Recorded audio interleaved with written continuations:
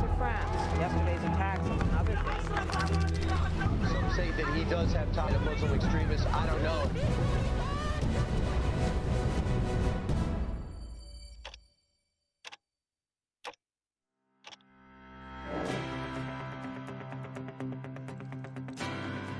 Iran's civilian nuclear program has been under the spotlight recently. One of the scientific fields in which Iran made remarkable achievements in the years following the Islamic Revolution is nuclear engineering and science. But Iran's nuclear program is not restricted to the past years. It was launched in the 1990s. Under Iran's deposed Shah, Mohammad Reza Pahlavi, the country launched a series of nuclear projects that relied on assistance from the United States and Europe. From 1974 through 1978, Iran was already carrying out nuclear research and education at the University of Tehran when the NPT, the Nuclear Non-Proliferation Treaty, entered into force on March 5, 1970. The work centered on a 5-megawatt research reactor supplied by the United States, which began its operation in 1967. By the mid-70s, Iran had launched an extensive nuclear energy program. In 1974, Iran set the goal of producing roughly 23,000 megawatts of electricity from a series of nuclear power stations within 20 years. Iran was working on the nuclear fuel cycle, including plans for a new nuclear research center at Isfahan and the exploration of uranium mining and ore processing.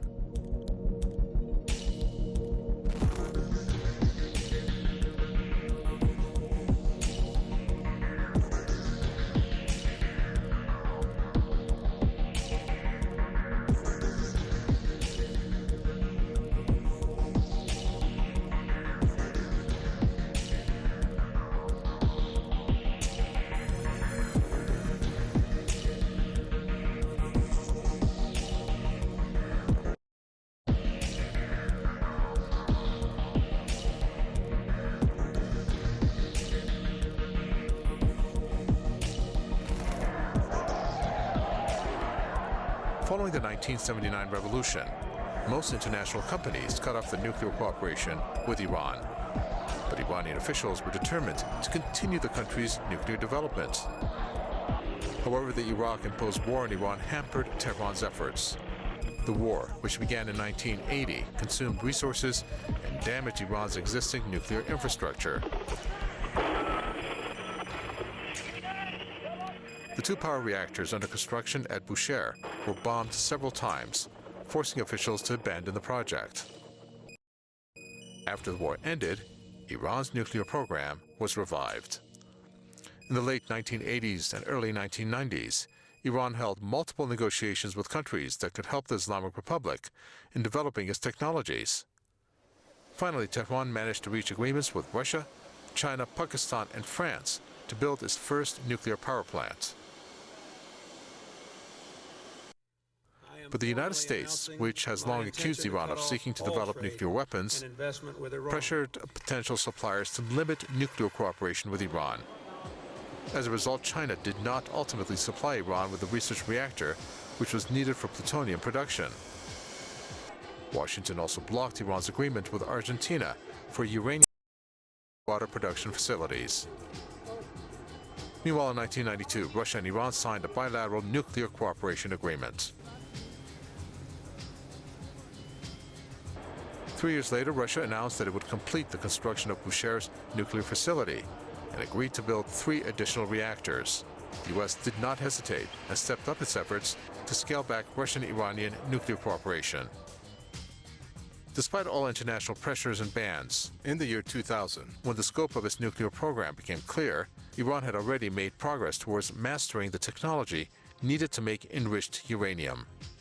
You see, we have a research reactor in Tehran, which is, the power of that reactor is about 5 megawatts. And it is dedicated for the production of radioisotopes and radiopharmaceuticals in general. Of course, it is also used for educational purposes and for research purposes. Iran managed to build several nuclear facilities, including the Natanz Enrichment Complex, the heavy water production plant under construction at Arak. In 2003, the International Atomic Energy Agency carried out a number of facilities inspections and met with Iranian officials. In November of that year, the IAEA Board of Governors adopted a resolution welcoming Iran's decision to sign the additional protocol and to suspend enrichment. Iran has always again said that its nuclear program is peaceful, electricity and producing radioisotopes to treat cancer patients. To this day, Iranian scientists have made remarkable progress in the field of peaceful nuclear technology. Iran is now among 5 manufacturers of high-power lasers in the world. The Islamic Republic has also synthesized 42 new deuterated compounds that are used in the pharmaceutical industry and research. But getting to this level of independence and capabilities was not an easy task.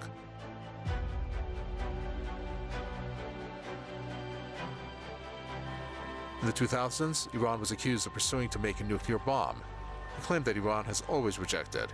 In the years between 2007 to 2013, the UN Security Council passed 8 resolutions on Iran's nuclear program, calling on the Islamic to halt its nuclear activities. The disputes between Iran and the West over its nuclear activities led to years of negotiations, and so on July 14, 2015, Iran signed a landmark nuclear deal with the P5+1 group comprising of the US, the UK, France, China, Russia, and Germany. The agreement, known as the Joint Comprehensive Plan of Action, or the JCPOA, brought an end to the West's years-long dispute with Iran over the country's nuclear program. But when it came to the implementation stage, it was only Iran that completely stuck to the deal. There is no need to renegotiate parts of the agreement because the agreement is concerning a nuclear program and as such it's delivering. The fact that there is no violation, that the nuclear program related aspects, which is all the agreement, are being fulfilled. The nuclear related commitments undertaken by Iran under the JCPOA are being implemented. We will continue to implement the additional protocol in Iran, including carrying out complementary accesses to sites and other locations, as we do in other countries with additional protocols. The other signatories did not fulfill their commitments, leading to a situation not changing for Iranians the way it was promised to. In 2018, the U.S. unilaterally abandoned the accord, saying that it was decided. I am announcing today that the United States will withdraw from the Iran nuclear deal. In a few moments, I will sign a presidential memorandum to begin reinstating U.S. nuclear sanctions on the Iranian regime. Since then, Washington has imposed a series of additional sanctions on Iranian entities and individuals, as well as foreign companies in Iran and some corporations outside of the country that do trade with Tehran. These sanctions have squeezed the country economically, infuriating many Iranians. After the U.S. pulled out of the agreement, prior to the current negotiations, made his stance clear, like in this instance, in which he said the Islamic Republic could boost uranium enrichment to 60% if needed, defiantly vowing to not back down on the nuclear issue. اما کارهای دیگه چرا؟ حد غنیسازی ما هم 20% نیست. ما اگر لازم باشه، اگر برای مثلا پیشران هسته‌ای یا مسائل دیگر ممکنه به 60% هم غنیسازی رو برسونیم. این کارا چیزهایی است که اگر هرچه احتیاج باشه اون رو انجام میدیم. Which brings us to Iran Nuclear Technology Day 2021. Many new achievements were unveiled on this day. The nuclear sectors revealed were mechanical, isotopes, radiation emergency, laser, and HF6 infiltration. For example, a new generation centrifuge assembly center at the Natanz facility was unveiled, including gas injections into IR6 and IR9 centrifuges. The second phase of industrial production of deuterium combinations, as well as a center for separation and application of stabilized isotopes, were also launched at the Fordow site.